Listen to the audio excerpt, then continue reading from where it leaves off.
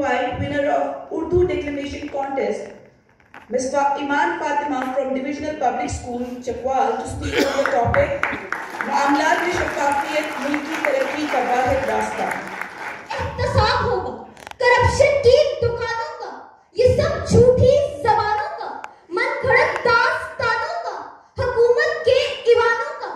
صدی پاک ہوگا، احتساب ہوگا، احتساب ہوگا، احتساب ہوگا. شکریہ.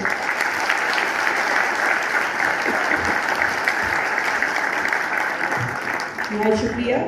Fatima divisional public school Chakwal.